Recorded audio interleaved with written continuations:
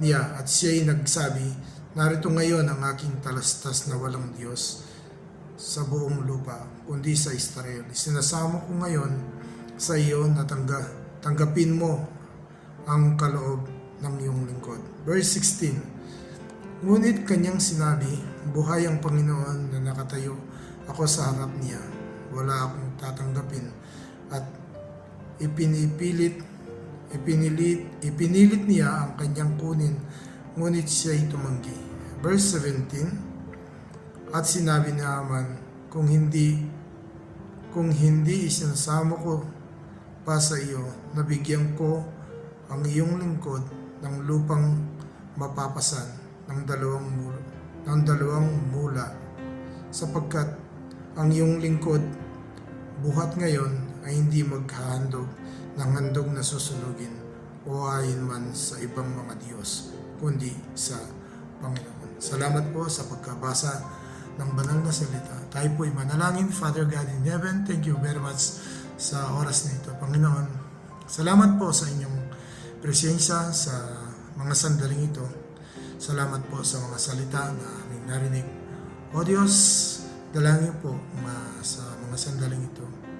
Pakalinisin niyo po ang bawat isa. Patawarin po ninyo kami sa aming mga kasalanan.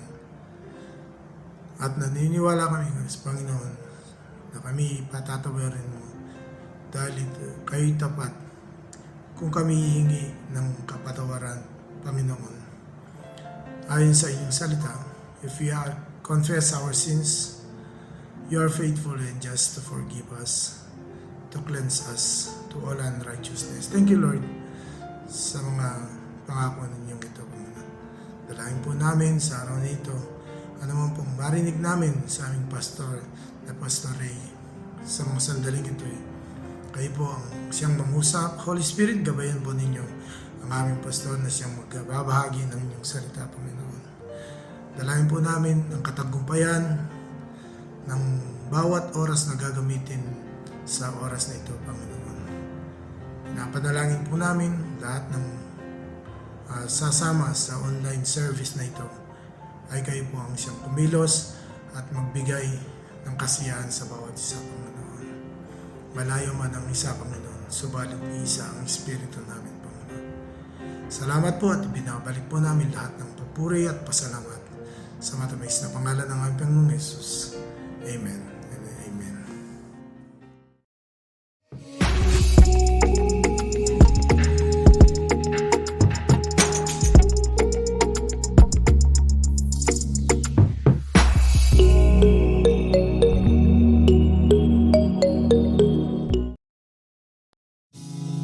Good morning, church. Are you ready to praise the Lord this morning? Hallelujah. When we have received Christ, our life become different. Amen. Thank you, Lord. Hallelujah, Jesus. I stand before you, Lord, and give you all my praise. Your love is all I need. Jesus, you're all I need. My life belongs to you.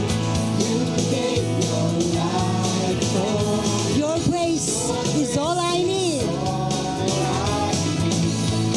Jesus, you're all I need. Love me in your arms, never let me go. I want to spend eternity with you.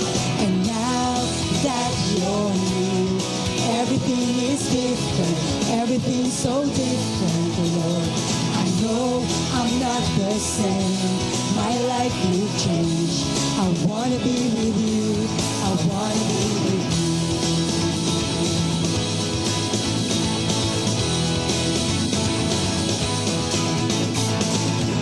I stand before you, Lord, and give you all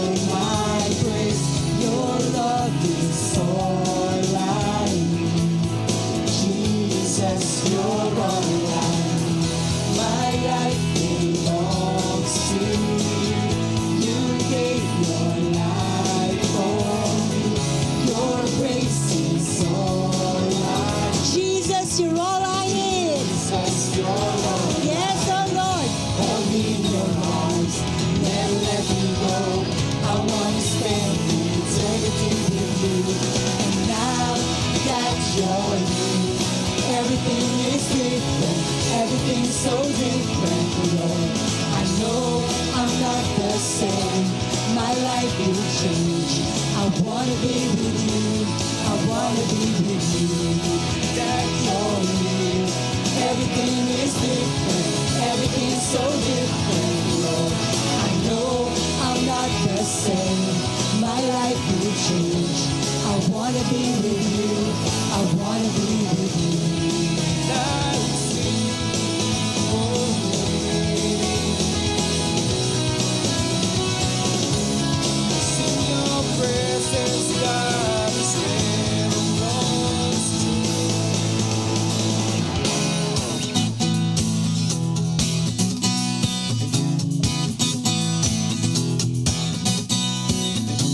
In your arms, never let me go. I wanna spend eternity with you. Now that you're here, everything is different, everything's so different, Lord. I know I'm not the same, my life will change. I wanna be with you, I wanna be with you. That you're here, everything is different, everything's so different, Lord. I know I'm not the same, my life will change. I wanna be with you, I wanna be with you.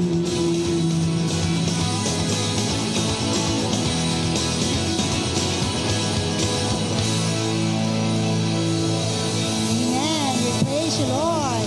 Thank you, God. Hallelujah. Truly, Lord, we feel blessed this morning, for we have dwelt in your house.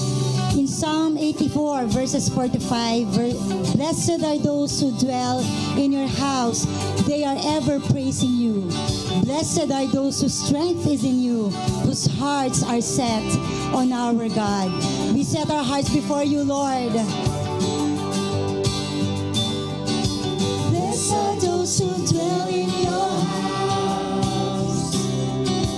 They are ever praising you. We are blessed. Blessed are those whose strength is in you, and whose hearts are set on our God. Are set on our God. Yes, church, we will bless the Lord this morning in spirit and in truth. Hallelujah. Thank you, Lord.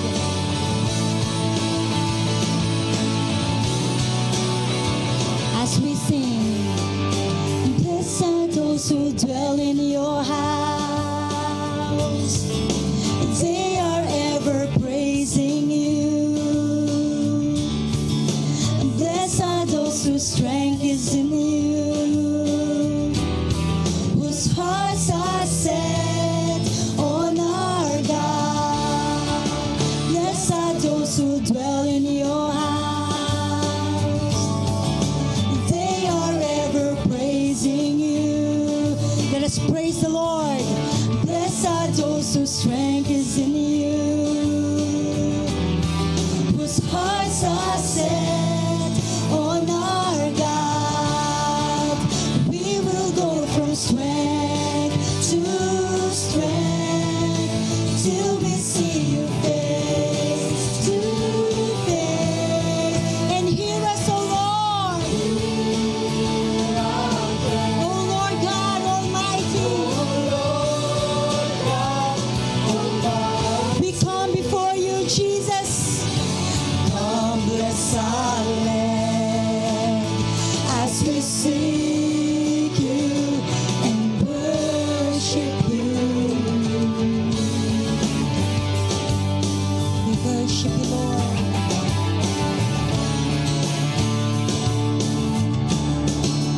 Blessed are those who dwell in your house. They are ever praising you. Blessed are those whose strength is in you. We draw our strength from the Lord, whose hearts are set on our God. We will go from strength to strength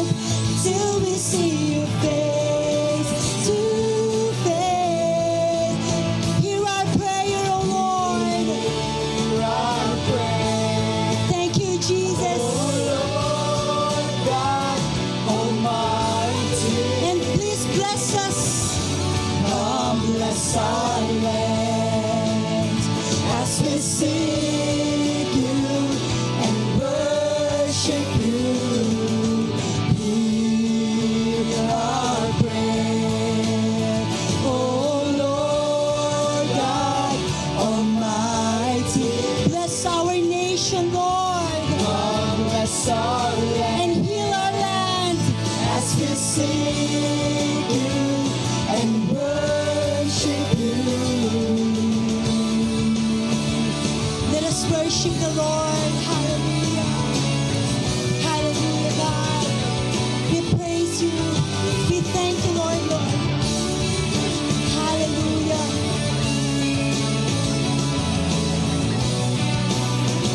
We declare your holiness. For you are holy. For you are holy. For you are holy, Lord. Let's proclaim it. For you are holy. For you are holy. For you are holy, Lord. Come on, church. For you are holy. For you are holy.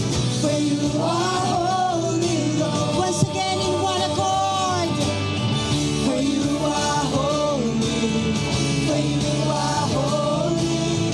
For you are holy, Lord. And hear us from heaven.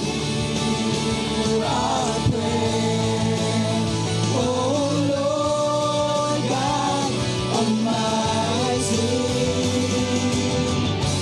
Come, bless our land as we sing you and worship. Let us pray, church. Hear our prayer, oh Lord God Almighty. Come, bless our land as we sing and worship you. Yes, Lord, we seek you, Father God. Hallelujah. And Lord, we know that we have found your place.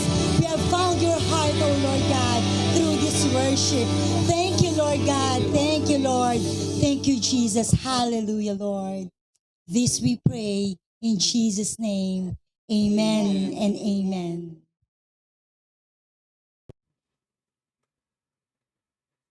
Magandang umaga pong muli ng linggo. Katulad po ng dati ay ating ginaganap ang pagsamba sa pamamagitan po ng Facebook live stream. At tayo po ay sumusunod ayon sa protocol o pinag-uutos ng ating pamahalaan patungkol sa safety ng laban sa COVID-19. Kaya pansamantala ay dito muna po tayo magdaraos ng pagsamba. Muli po isang magandang linggo ng umaga sa ating lahat na nanonood at taga-subaybay ng Faith in Christ Jesus Ministry. Ang ating pong paksa o the subject of our study ngayong umaga ay patungkol sa isang kwento ng isang taong may sakit na nakamamatay, a deadly disease. Kaya po ang pamagat po ng ating mensahe ngayong umaga ay pinamagatan nating cleansing from a deadly disease. Cleansing from a deadly disease. The story is about a great man, an army general, at ang kanyang buhay o yung uri, the kind of life na kanyang ini-enjoy dito sa lupa ay ang isang klase ng pamumuhay na pinapangarap ng marami. Sapagkat he is rich and famous and have the favor of the king of Syria, at siya ay isang dakilang tao. He's a great and a man of valor. Isa po siyang courageous army general, and but he has a deadly disease. Kaya lamang po, malapit-lapit na sana sa perfection ng kanyang buhay, sapagkat halos lahat ng pinapangarap ng isang ordinaryong tao na makamit niya sa kanyang buhay ay nasa taong ito. But the problem, meron siyang malaking problema. Meron po siyang tinatawag na deadly disease or leprosy. At ang kanyang pangalan ay si Naaman. Siya po ay ketongin. He's a leper. A leprosy, bagamat sa ating panahon ngayon ay ito'y nagagamot na po. Meron ng lunas sa sakit na ito. Subalit, nung panahon na yon, ito'y nakamamatay at walang lunas. There is no cure available during that time, kaya ito'y isang uri ng nakamamatay na sakit, leprosy. Bagamat napakaganda ng kanyang buhay, siya po ay pinandidirihan, iniiwasan. Alam ninyo, nung panahon na yon, kapag meron silang nakasalubong na isang leper, ay umiiwas ang tao at instead na makakasalubong niya, lumilipat yung tao dun sa kabilang banda ng kalsada or the other side of the street sapagkat sila'y pinandidirihan. At hindi lamang po pinandidirihan, ang isang taong mayroong ketong or leprosy during that time is considered a great sinner. At yung leprosy na napunta sa kanya ay isang uri ng parusa ng Diyos o sumpa sapagkat siya'y tinuturing na makasalanan. And so therefore, the story is not only about physical disease of Naaman, but also a spiritual disease. Ganyan din ang kalagayan ng tao at lahat ng tao, tayong lahat, ay meron ding ganitong uri ng sakit na nakamamatay. Bagamat hindi ito leprosy, but ito'y tinatawag na sin disease. Kasalanang sakit o sakit ng kasalanan. At ang kasalanan po ay nakamamatay. Ito'y tinatawag na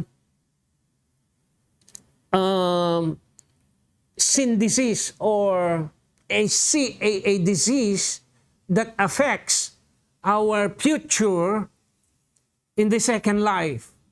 Ito po ay nakamamatay. Ang sabi po ng Bible, according to the letter of St. Paul in the book of Romans, ang sabi niya in Romans 3:23, "For all have sinned and fall short of the glory of God." Lahat daw po ng tao ay may sakit na tinatawag na kasalanan. Ito po ang malaking problema ng tao. Lahat tayo ay merong sakit na nakamamatay na tinatawag na kasalanan sapagkat ang lahat ay nagkasala nga. And then in Romans 6:23, ganun din po ang sinabi, "For the wages of sin is death." Ang kabayaran ng kasalanan ay kamatayan. So therefore, sin is a deadly disease. But the gift of God is life everlasting. Hebrew 9:27, ganito rin po ang sinasabi, "It is appointed unto man once to die, and after this is judgment." Ang sakit pong kasalanan ay hindi lamang nakamamatay na physical, but it is also spiritually deadly. In the second life, merong tinatawag na second death or yung eternal condemnation in the lake of fire. Kaya itong si Naaman, merong sakit na nakamamatay, ganun din ang tao na meron din siyang sakit na nakamamatay. Si Naaman ay leprosy, ang kanyang sakit, ito'y nakamamatay during that time, walang lunas, there is no available cure sa sakit na leprosy, kaya ito'y nakamamatay. Samantala, sa ating panahon ngayon, meron din tayong lahat, tayo ay merong sakit na nakamamatay na kung tawagin ay kasalanan. Sin, disease. But the problem is, sa panahon natin, we may not know how to cure it.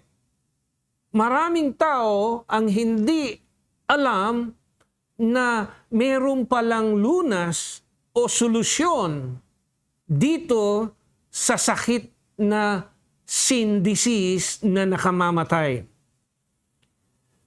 Ang malaking problema po ay maraming tao din ang nakakaalam.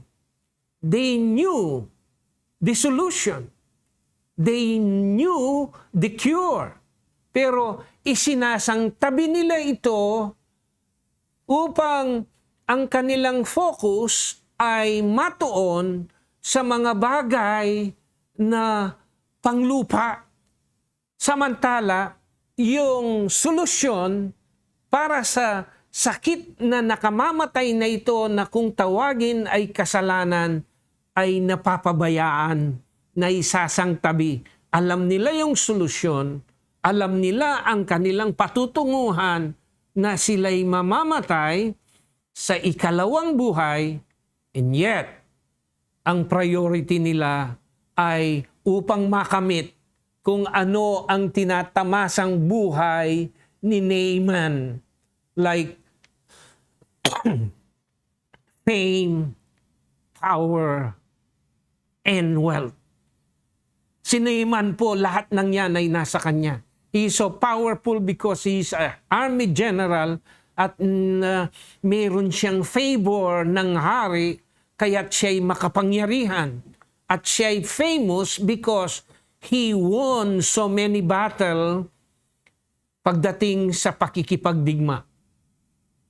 Yun po ang hanap ng tao ngayon.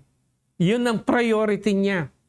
At second priority lamang po niya, yung solusyon o yung cure sa sakit niyang nakamamatay. Pakinggan po ninyong mabuti ang mensahe ngayong umagang ito. And do not leave this channel until it is concluded. At atin pong aalamin, pag-aaralan, how Naaman was cleansed with a deadly disease. Atin pong pag-aaralan, aalamin natin paano nahugasan o nalinis ang kanyang sakit na nakamamatay. Kaya ang ating paksa po ngayong pag-aaralan ay atin pong pinamagatang cleansing from a deadly disease.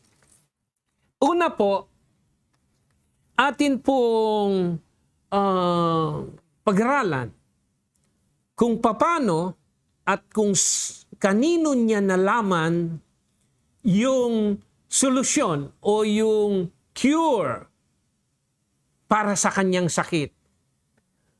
Iyon po ang unang paksang ating tatalakayin. How did he know the cure and from whom he learned the solution? Iyan po. Basahin po natin ang ikalawang hari, 2 King, at ang ating pong tekstong gagamitin ay dito sa 2 King chapter 5 from verse 1 hanggang 17. Pero uunti-untihin po natin upang ating mapag-aralan kung paano nalinis si Naaman sa kanyang sakit na nakamamatay. Pakinggan ninyo sa verse 1 hanggang verse 4. Si Naaman nga na punong kawal ng hukbo ng hari ng Syria. He is not only an army general, pero siya po ang pinakapuno. Siya po ang pinili ng hari ng Syria.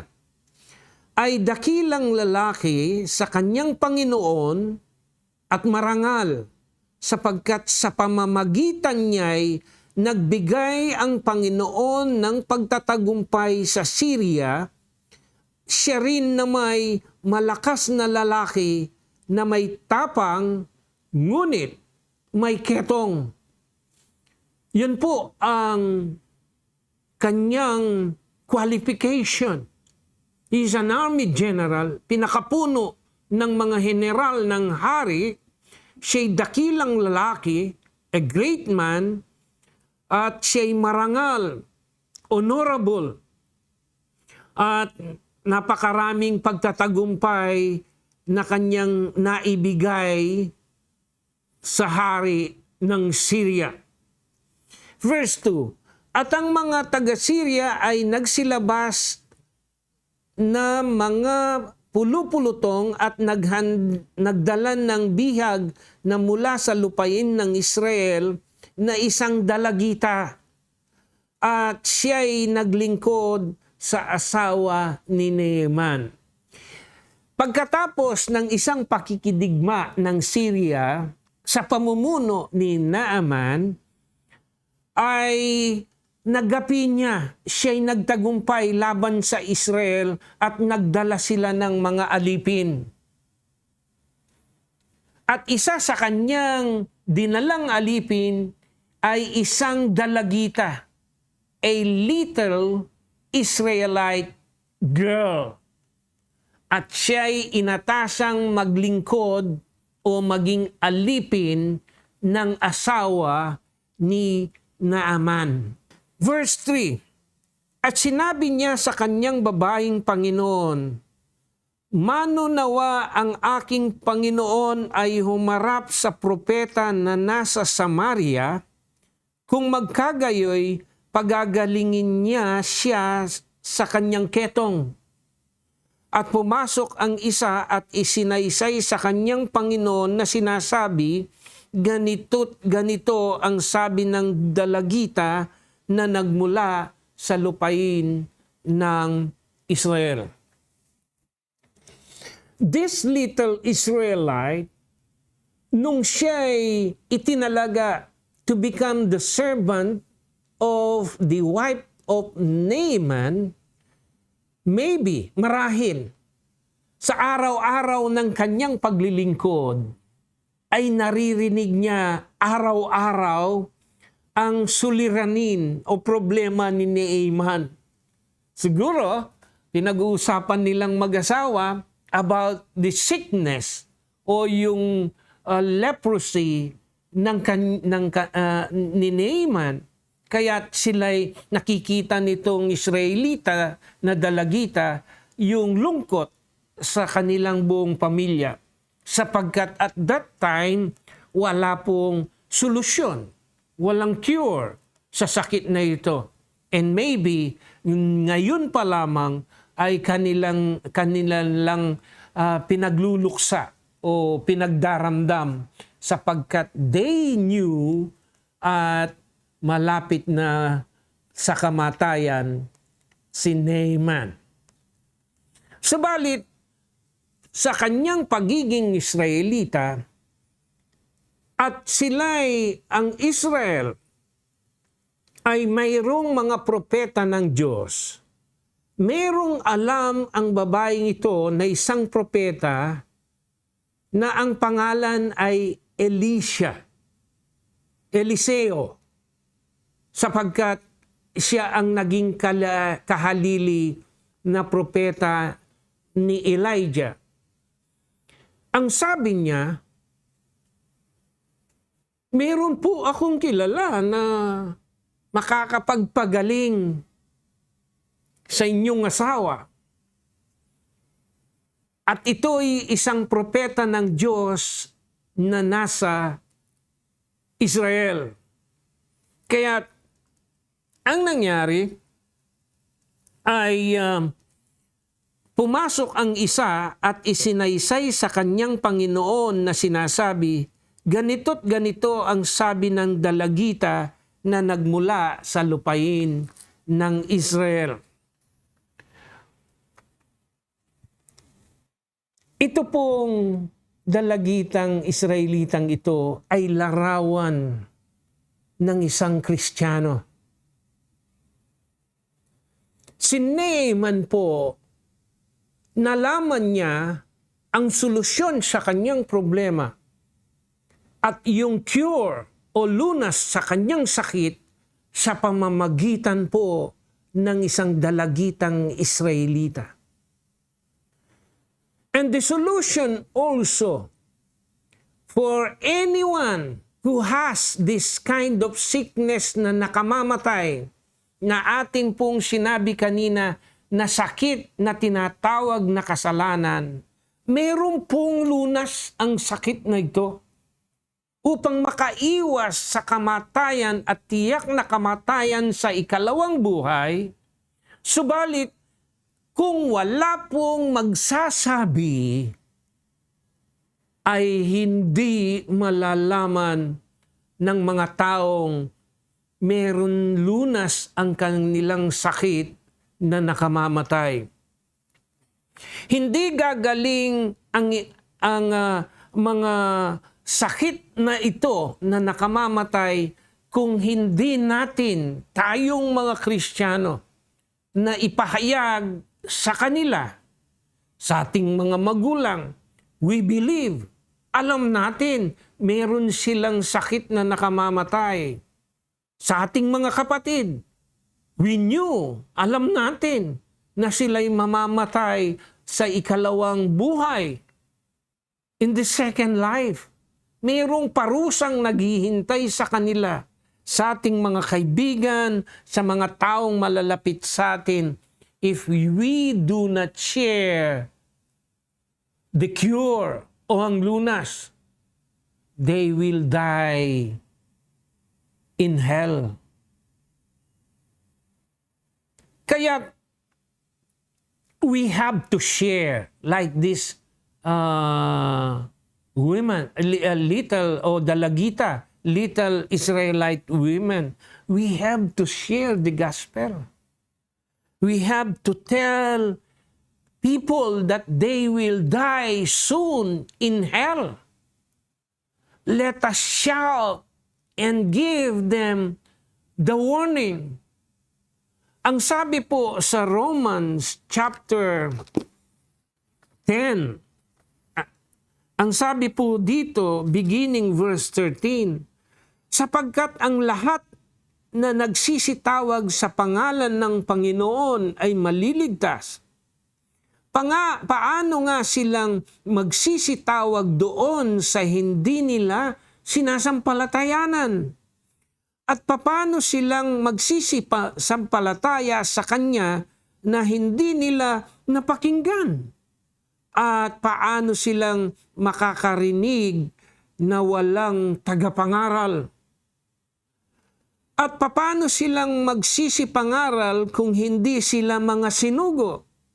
Gaya ng nasusulat, anong pagkaganda ng paa niyaong mga nagdadala ng masasayang balita ng mga bagay na mabuti. Tayo po ay mga sinugo, hindi lamang mga pastor. Subalit tayong lahat ay mga witnesses, mga saksi ni Kristo. We are all ambassador of Christ. Tayo po ay dapat magsalita. Sabihin natin sa kanila, there is a coming judgment, and this is the second death in the second life. Yung sakit natin na nakamamatay na tinatawag na kasalanan ay mayroon pong lunas. Subalit, kung tayo'y mananahimik, paano nila ito maririnig? Paano sila tatawag dun kay Jesus? At paano sila sasampalataya sa Kanya kung hindi natin siya ipapahayag sa lahat ng tao? Ang sabi po, uulitin ko, sapagkat ang lahat ng nagsisitawag sa pangalan ng Panginoon ay maliligtas. Paano nga silang magsisitawag dun sa hindi nila sinasampalatayanan? At paano silang magsisisampalataya sa Kanya na hindi napapakinggan? At paano silang makikinig na walang tagapangaral? At paano silang magsisipangaral kung hindi sila mga sinugo, gaya ng nasusulat, anong pagkaganda ng mga paa niyong mga nagdadala ng mabuting balita. Si Naaman po ay nalaman niya ang lunas sa kanyang sakit sa pamamagitan ng pagbabalita ng dalagitang Israelita. Ganon din po, dapat nating ibalita ang solusyon sa mga taong mayroong ding sakit na nakamamatay na tinatawag nating kasalanan. Tinanggap niya yung cure na lunasan ng kanyang sakit, si Naaman, sapagkat ibinalita sa kanya ng isang dalagitang Israelita. Now let us go sa verse 5 hanggang verse 7. Verse 5. At sinabi ng hari sa Syria, yumaon ka, at ako'y magpapadala ng sulat sa hari sa Israel, at siya'y yumaon, at nagdala siya ng 10 talentong pilak, at 6,000 putol na ginto, at 10 pangpalit na bihisan. At kanyang dinala ang sulat sa hari sa Israel, at sinasabi, at pagka nga dumating sa iyo ang sulat na ito, ay talastasin mo na aking sinugo si Naaman na aking lingkod sa iyo, upang pagalingin siya sa kanyang ketong. At nangyari nang mabasa ng hari ang sulat, na kanyang hinapak ang kanyang suot at nagsabi, ako ba'y Diyos upang pumatay at bumuhay? Na ang lalaking ito ay nagsugo sa akin upang pagalingin ito sa kanyang ketong? Ngunit talastasin mo, isinasamo ko sa iyo, tingnan mo kung papanong siya'y umahanap ng dahilan laban sa akin. Naaman had no choice because there is only one available cure at that time sa kanyang sakit.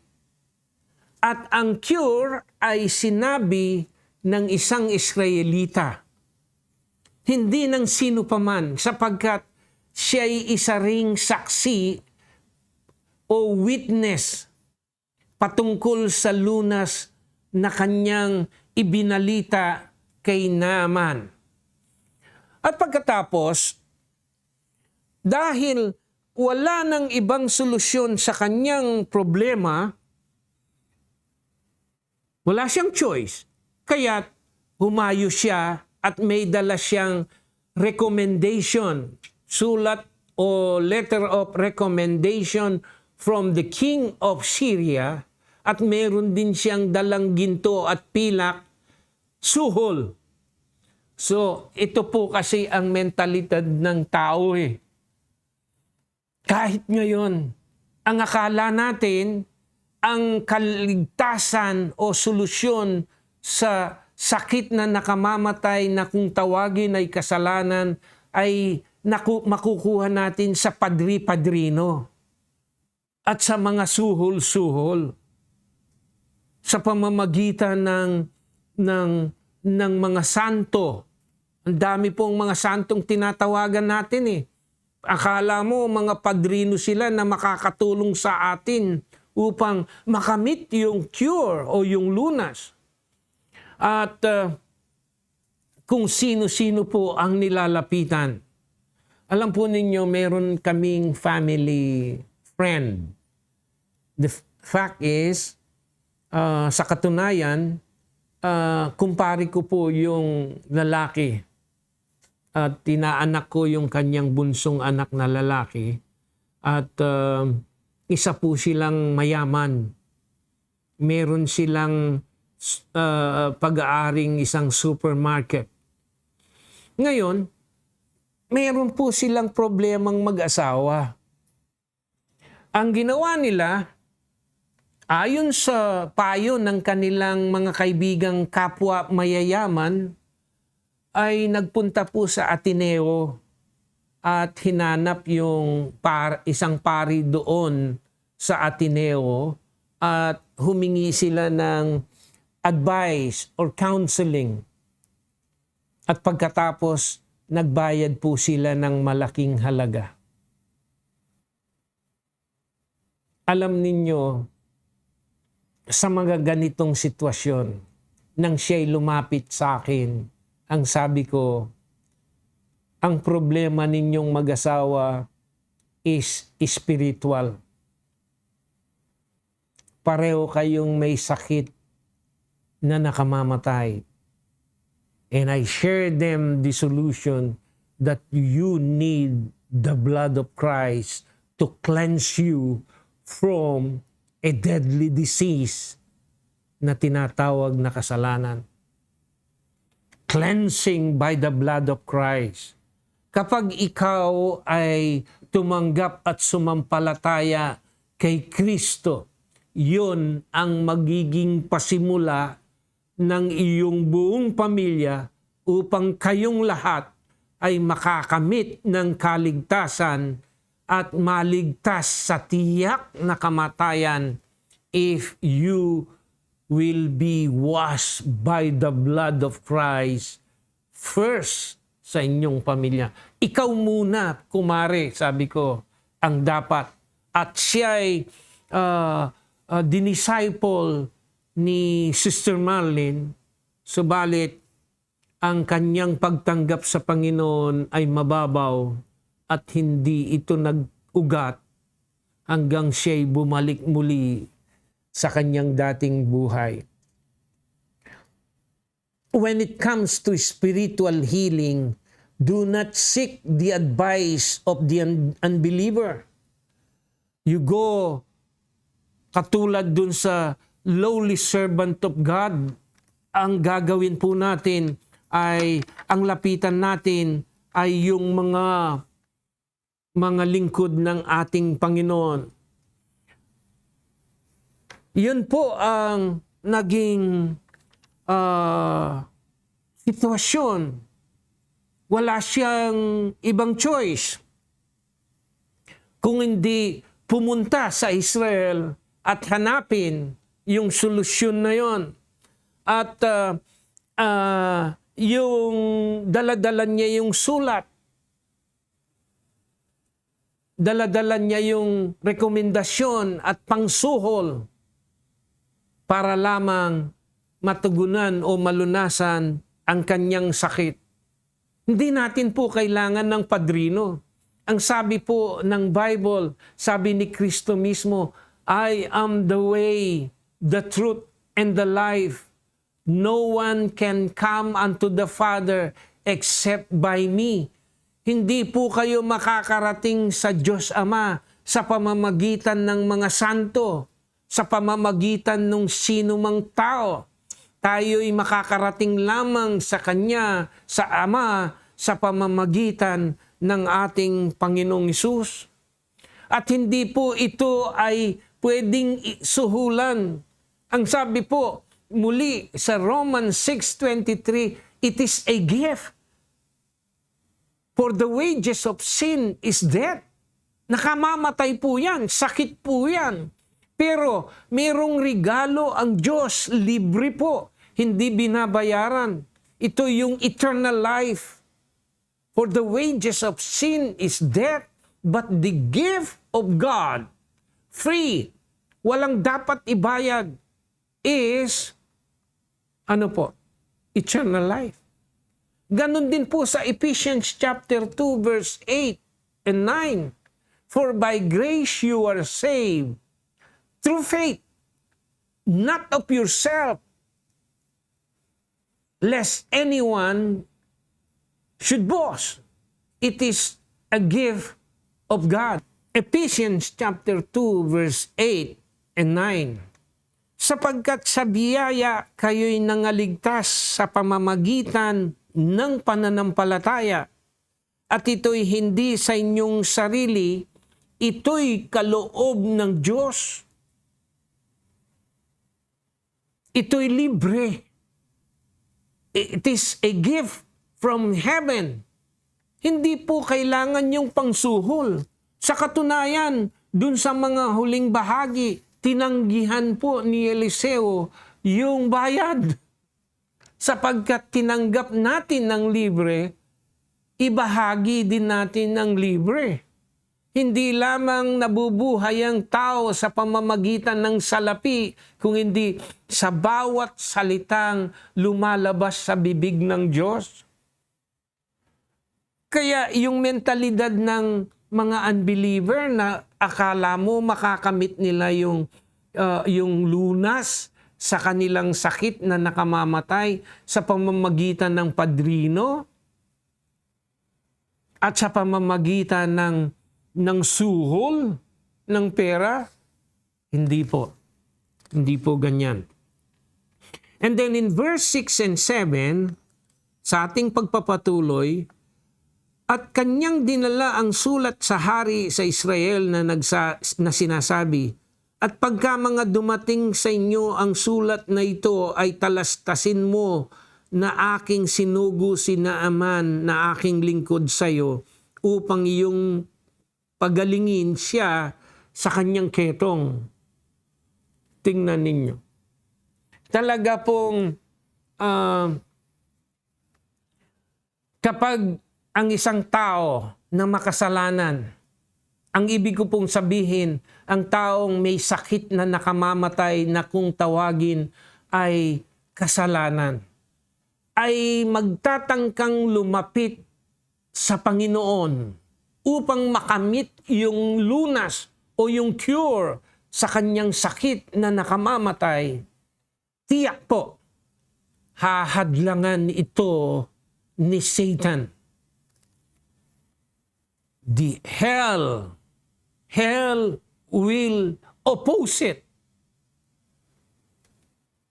Ganito po ang nangyari nung nabasa ng hari ng Israel yung sulat. Nagalit siya. He's so furious. Galit na galit. At hinapak niya ang kanyang damit.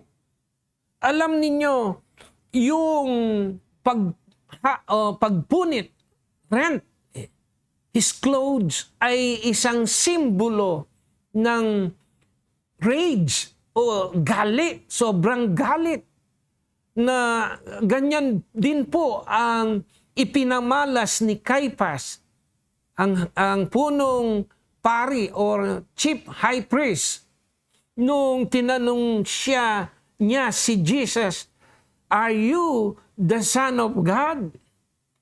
At nang sumagot si Jesus, "Mula sa iyong bibig, ikaw ang nagsabi na ako'y anak ng Diyos." Sa kanyang sobrang galit ay hinapak din niya ang kanyang damit. Pagpapakita ng rejection, ng pagpapakita ng sobrang galit. The lesson here is that Satan will always find a way to oppose a sinner who wants to receive healing from a deadly disease. Gagawa at hahanap ng mga pamamaraan upang tayo'y mapigilan at makamit ang kaligtasang ipinangako sa atin ng Diyos. Sa maraming paraan, una, yung pong distraction. Yung attention mo kapag ikaw ay decided already to follow Jesus and receive Him as your Lord and Savior, to be cured from your deadly disease, hadlangan po niya yan. I-distract niya kayo. One time po, meron akong pinuntahan isang ina na meron ding sakit na nakamamatay. Meron po siyang cancer at malapit na siyang mamatay. So, I was invited to share the gospel sa kanya upang before she died, ay malunasan yung kanyang sakit na nakamamatay in the second life. Although mamamatay siyang physical dito sa lupa, pero maliligtasan niya ang tiyak na kamatayan sa dagat-dagatang apoy in the second life. So I shared to her the gospel.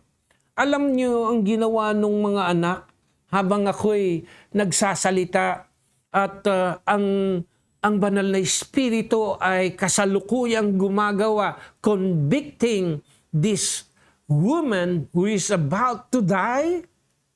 Ang sabi nung kanyang mga anak, meron kaming beer dito, Mama. Alina, magiinuman tayo. Habang tayo ay magsusugal, meron po silang baraha. Kaya yung attention nung kanilang ina ay nalipat, distracted, nalipat dun sa pakikipag-usap niya sa kanyang mga anak. Tinangka ko pong ibalik muli ang kanyang focus at atensyon patungkol sa lunas sa kanyang sakit na nakamamatay na tinatawag na kasalanan. Subalit, nagtagumpay po ang kanyang mga anak. Distraction. Ganon din po, meron din po akong naranasan na isang church member, church goer, I should say.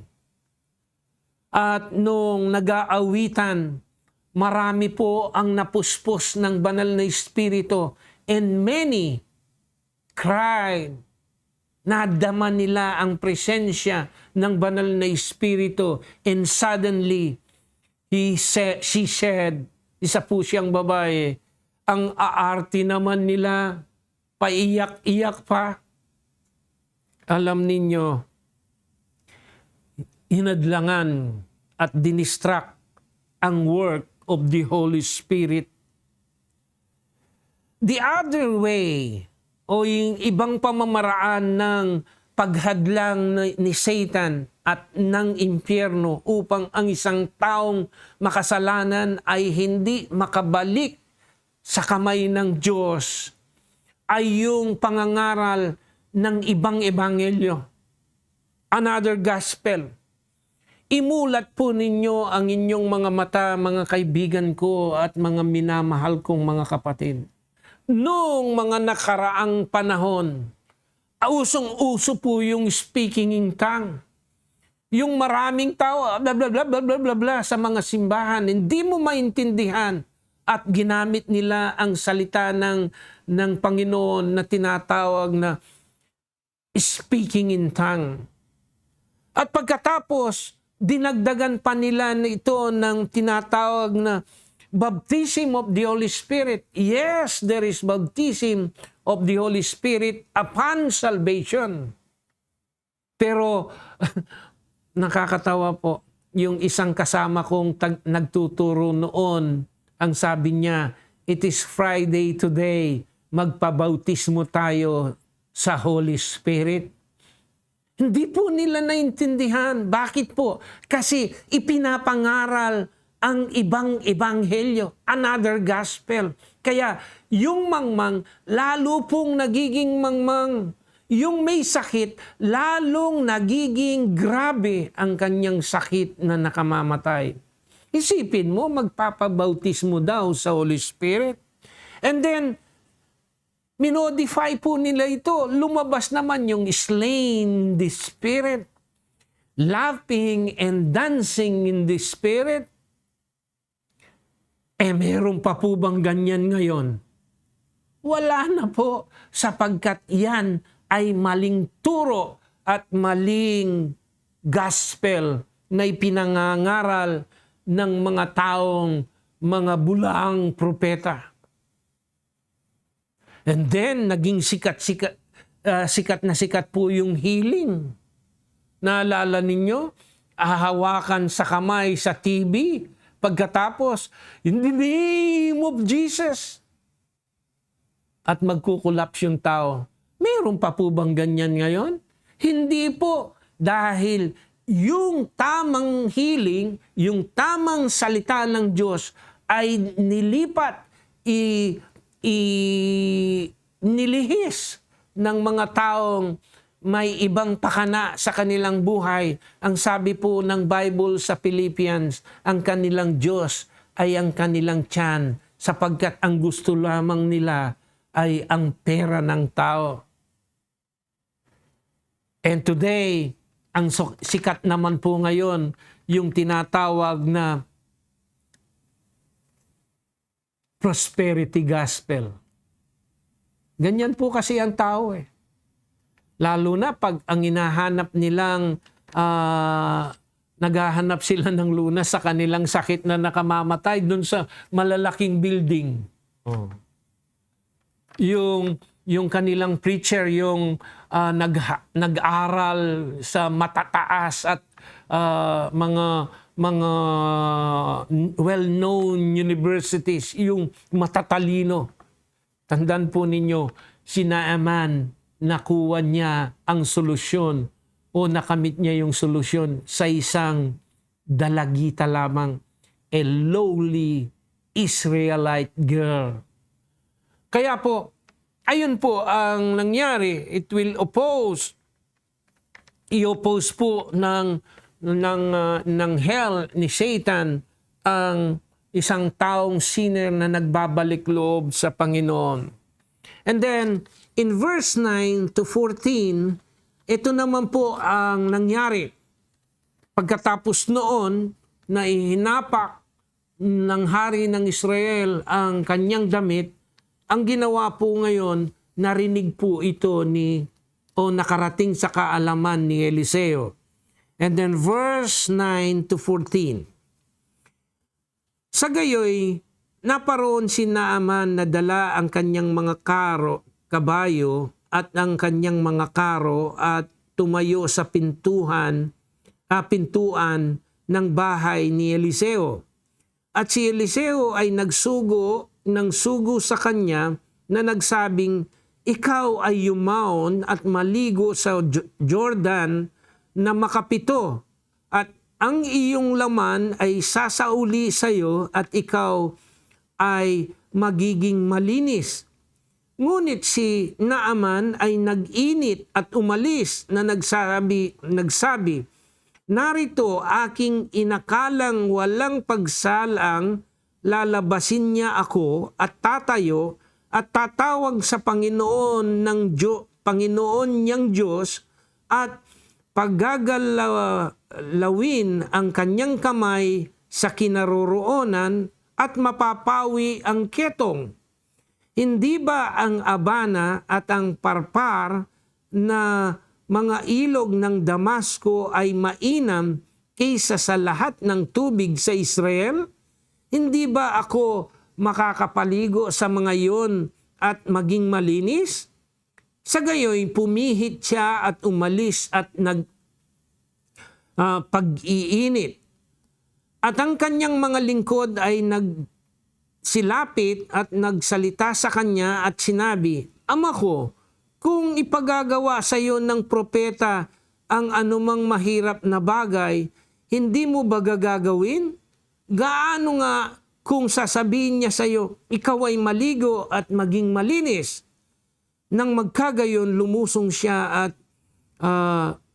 sumubong makapito sa Hordan ayon sa sinabi ng lalaki ng Diyos, at ang kanyang laman ay nagsiul sa uling gaya ng laman ng isang munting bata, at siya'y naging malinis.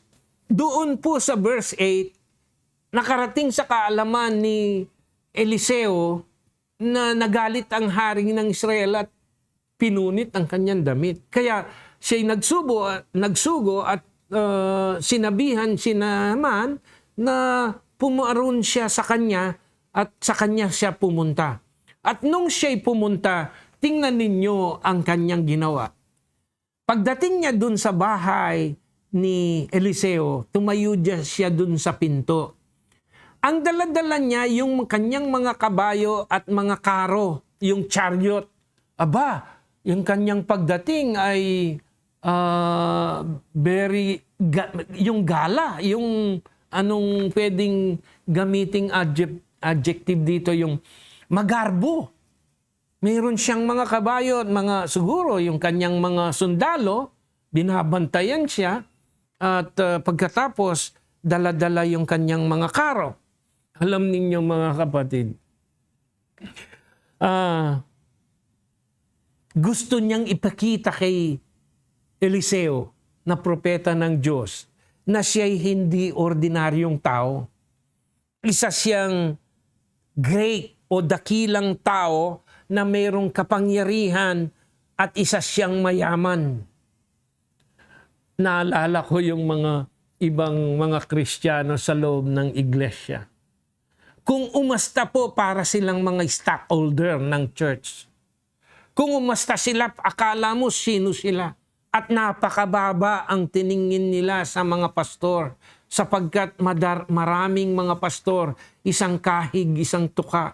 Kung ano lamang ang pinuprovide ng iglesia para sa kanilang ikinabubuhay, ang kanilang pinagkakasya. Kaya kapag dumating sila, sapagkat sila'y mayayaman, ay napakababa ng tingin nila sa mga pastor. Napakataas naman ng kanilang tingin sa kanilang sarili. Alam ninyo, when you come to the presence of God, this is another lesson of this story.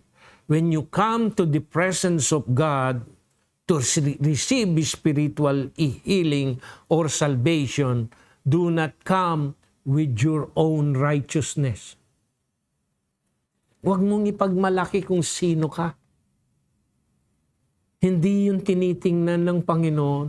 Huwag mong ipagmalaki na isa kang matalinong tao, makapangyarihan, mayaman. Magpapakababa ka sa harapan ng Panginoon.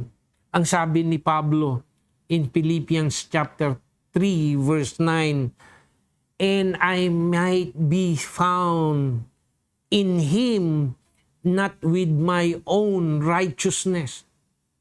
Nawa ako'y matagpuan ng Panginoon na wala akong sariling katwiran. Bakit?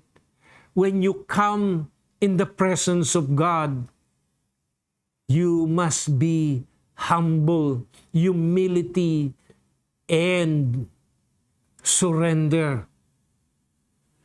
Wala kay Naaman yan. Pride ang nasa kanya. Hindi ka po pwedeng lalapit sa Panginoon na dala-dala mo yung sarili mong katwiran. You must be humble in the presence of God. Humility and surrender. Kaya, katulad po nung isang kasamang napako sa krus, ang sabi niya, Lord, remember me when thou hast come into your kingdom. Nagpakababa siya. Pero itong si Naaman, nagalit siya, naging furious siya. Hindi niya ako inaharap, isa akong marangal na tao, isa akong dakilang tao, mayaman, makapangyarihan. Pagkatapos, nagsugo lamang siya at sasabihin sa akin kung ano ang aking gagawin. At ang sabi pa, doon pa ako sa Ilog Jordan na marumi. Doon niya ako maliligo. Bakit? Wala ba yung, ang sabi niya dito, wala ba yung ilog Abana at Parpar na malinis? Doon sa Damasco. Bakit sa Jordan? Alam ninyo mga kapatid, ang inaasahan niya, lalabas si Eliseo, may ritual na gagawin.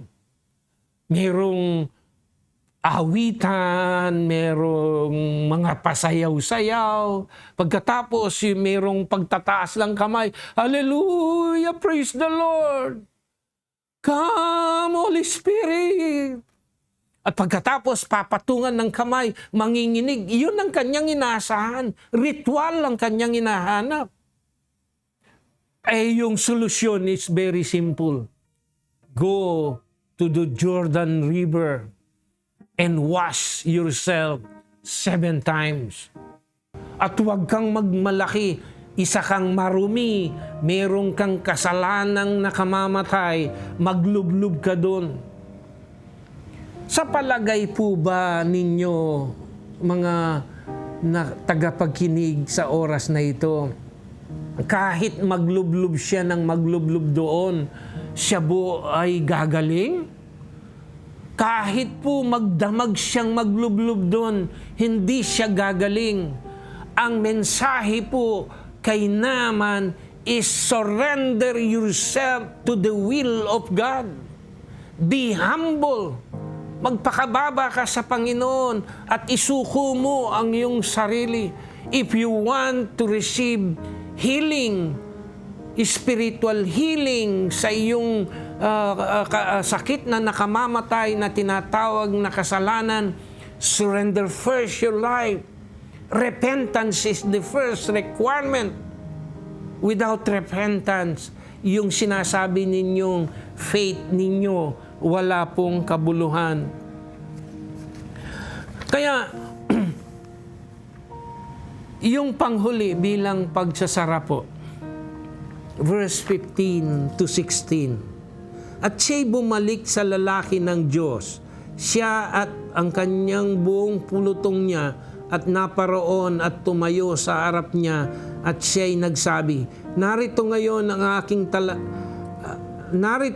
aking talastas na walang Diyos sa buong lupa kung hindi sa Israel. Isinasamo ko ngayon sa iyo na tanggapin mo ang kaloob ng iyong lingkod. Ngunit kanyang sinabi, buhay ang Panginoon at nakatayo ako sa harap niya. Wala akong tatanggapin, at ipinilit niya sa kanyang kunin, ngunit siya'y tumanggi. Nung siya'y gumaling, bumalik siya kay Eliseo upang magpasalamat. Mga kapatid kong minamahal, ang tunay na Kristiyano, ang tunay na born again, pagkatapos niyang tanggapin ang kaligtasan sa kanyang sakit na nakamamatay, una niyang gagawin, ipimahagi ito sa iba. Share yung kanyang personal encounter with Christ. The second thing ay magpapakababa siya, and obedience, surrender and obedience to the will of God. And then third, siya'y magpapasalamat palagi sa Diyos. Hindi sa pamamagitan ng pera. Ito, si Naaman nagdala ng pera kay Eliseo, subalit tinanggihan nito ni Eliseo sapagkat ang kaligtasan ay hindi pwedeng bayaran ng kahit anong halaga ng salapi dito sa lupa. And finally, in verse 17, ang sabi niya, ang ganda-ganda po ng kanyang sinabi. At sinabi ni Naaman, kung hindi, isinasamo ko pa sa iyo na bigyan ko ang iyong lingkod ng lupang mapapasan ng 2 mula, sapagkat ang iyong lingkod buhat ngayon ay hindi maghahandog na susunugin o hahin man lang sa ibang mga Diyos, kundi sa Panginoon. First, in verse 16, he recognized that there is no other God, only the God of Israel. Iisang Diyos at iisang tagapagligtas. Ang Diyos Ama at ang kanyang bugtong na anak na ating tagapagligtas. At siya'y nangako kay Eliseo. Ang sabi niya, hindi na ako muling maghahandog and sacrifice sa mga ibang Diyos. Hindi na ako babalik sa idolatry, ang sabi niya. Ang isang tunay na lininis ng dugo ni Kristo at nakamit ang kaligtasan ay hindi na siya babalik sa mga Diyos-Diyosan. Mga minamahal kong mga kapatid, kung sinaman ay naligtas at nalinis sa pamamagitan ng pagligo o naligo siya sa Hilog Jordan, siya'y hinugasan, nilinis sa pamamagitan ng tubig ng Jordan. Ang isang taong makasalanan ay mahugasan sa pamamagitan ng dugo ng ating Panginoon na nabuhos dun sa krus ng Kalbaryo. Magandang umaga pong muli sa inyong lahat, mga minamahal kong mga kapatid at mga taga-subaybay ng programang ito. At nais kong wakasan ito sa pamamagitan ng isang panalangin. Ama naming Diyos na makapangyarihan sa lahat, Diyos ng pag-ibig, Diyos na nagpapatawad ng aming mga kasalanan. Salamat po na sa pamamagitan ng dugo ng aming Panginoong Hesus, ang aming sakit na nakamamatay na tinatawag nating kasalanan ay mahugasan at malilinis sa pamamagitan ng dugo ng iyong bugtong na anak, na siyang nagbigay ng kanyang buhay para sa ikapapatawad ng aming mga kasalanan. Pinupuri ka namin, O Diyos, sa umagang ito, at nawa ang mensaheng ito ay magdudulot ng pagliliwanag sa aming mga kaisipan that there is no other way other than our Lord and Savior Jesus Christ. Ito po ang aming dalangin sa tanging pangalan po ng aming Panginoong Hesus. Amen and amen. Magandang umaga po sa inyong lahat.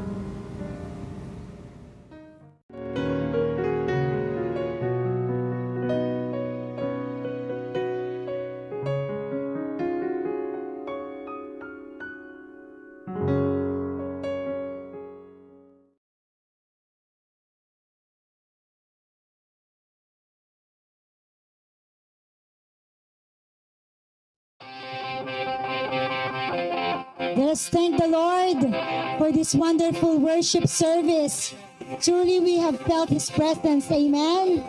And let us celebrate God's goodness. What a happy day with the Lord. Thank God.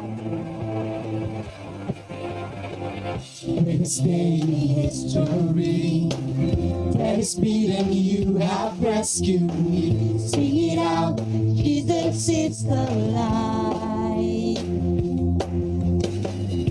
To cross the empty grave, life eternal you have won today. Shout it out, Jesus is alive. Let's shout it out that He's alive. He's alive. Oh yeah.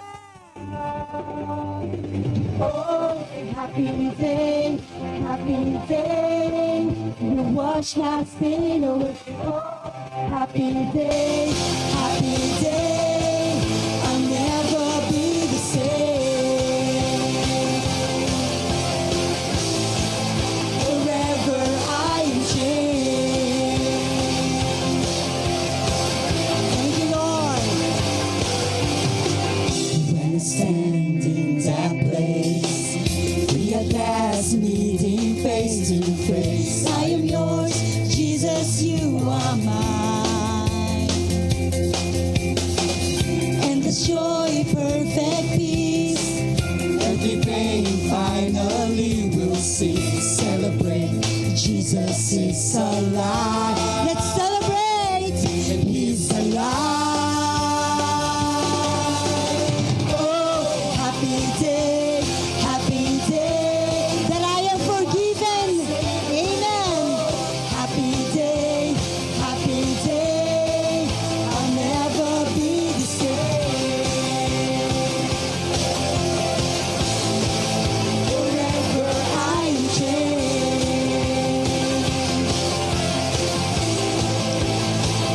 Oh, hallelujah. What a glorious day.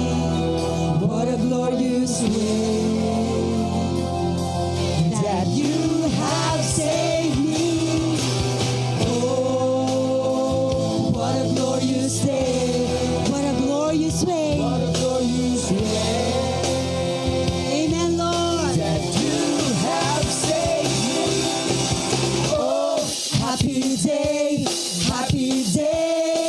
You wash my sin away. Oh, happy day. I'll never be the same. Oh, happy day. God bless you, church. You wash my sin away. Oh, happy day. I'll never be the same. See you next Sunday, church. Amen. Hallelujah. What a glorious day, Lord. And we will never be the same. Amen and amen. God bless you and see you next Sunday. Amen.